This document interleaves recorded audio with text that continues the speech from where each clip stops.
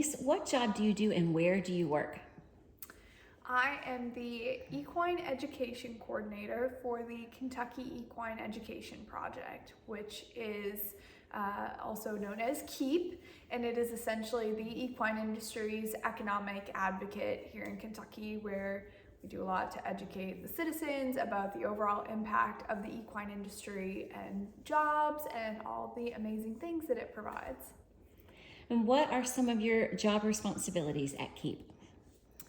So a big part of what I do, I'm their Equine Education Coordinator. So my role was created to basically support recruitment into the workforce, and that I'm now working with youth and young adults to make sure that they are aware of equine educational opportunities that they can take advantage of.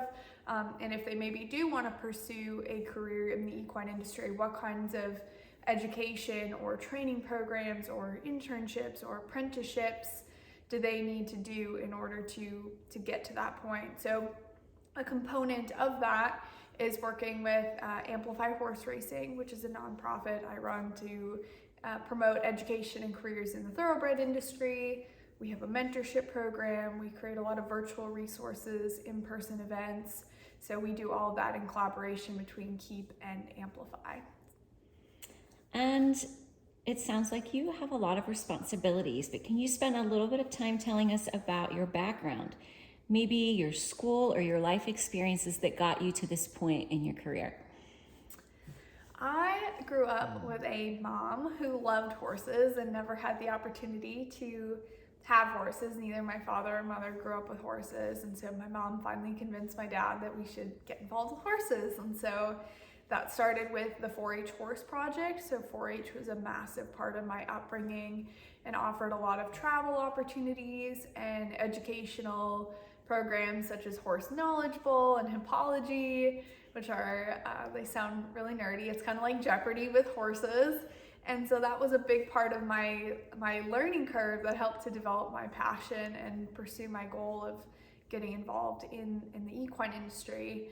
And I fell in love with racing because we had a really small racetrack near my home.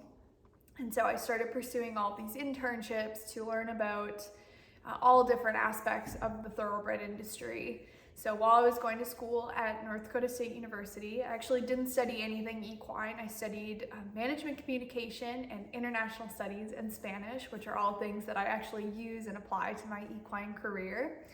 Between semesters and during the summers, I was doing all these different internships in the thoroughbred industry, and I eventually ended up doing a 2-year international management program called Godolphin Flying Start, where I traveled to 5 different countries and studied and learned about the thoroughbred industry in each one of those, and now I'm here. What is your typical day like? Every day is different. I know a lot of people say that about their jobs, but for me, I like the variety of being able to do some things in the office and other things that are going to be more boots on the ground. So I do a monthly virtual program. I co-host a podcast. I might be putting on a live event. I might be helping with one of KEEP's Luncheon Series educational events. So a day could be anything from answering emails and creating some graphics for social media to planning questions and sending invitations for our upcoming virtual events, lining up speakers for podcasts, and then maybe going and visiting other educators in the industry to learn more about their programs and how we can develop collaborative projects and work together on things going forward. What is the hardest part of your job? I think the hardest part of my job is probably having a balance. I think a lot of people in the equine industry talk about work-life balance, and we all tend to do multiple projects because we're so passionate about what we do. So as a side thing to all my other stuff, I actually co-host some different Spanish horse racing programs. And so even when I finish work, I kind of keep on working. And so that's really, really fun in some ways. And in other ways, you really do have to restore your mind and body and soul and make sure that you take time off. So I'd say that that's an important consideration for anyone coming into the industry, to make sure that they take care of themselves and take care of their mind. What's your favorite thing about your work? My favorite thing about my work is the stories of people involved in the equine industry and what brought them into this.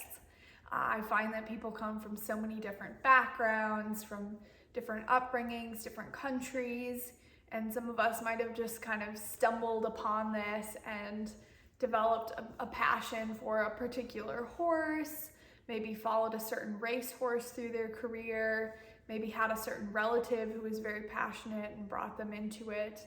But we all come from such different backgrounds, and that contributes to our overall stories. And then you have this incredible melting pot of people from around the US, around the globe, who all love horses and come together to celebrate this very cool sport. Annise, if you had to do one thing over again on your path to this point in your career, what would that be? I don't think I'd do anything over again, to be honest.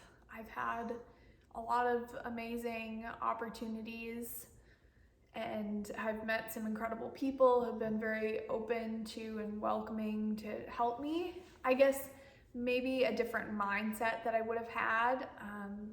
I've always dealt a little bit with imposter syndrome and maybe feeling like I don't belong, or feeling really nervous about meeting new people because maybe somehow I didn't fit in, and none of that is true. Like I just said, we all come from such different backgrounds, and everyone is so welcoming and open to bringing new people into the industry that we should all feel like we have our place and that we belong. And my last question for you is, do you have any advice for a middle schooler or a high schooler who might be considering work in the industry? I'd say that you should find what makes you uniquely you and what makes you feel really passionate and excited to wake up in the morning. And even if that's something that to you doesn't seem like it fits cookie cutter into a specific career, you can always make something out of what makes you unique. So for me, I love speaking Spanish. And so that has been a big part of something I've been able to integrate into my career and kind of differentiate myself from others in certain ways. And it's something I get really excited about talking about. So find your thing that gets you excited, makes you special and unique to others, and really showcase that and show it to the world, and it'll come together with whatever career you're meant to be in. Well, thank you so much, Annise, for sharing your time with us today. Thank you, Rhoda.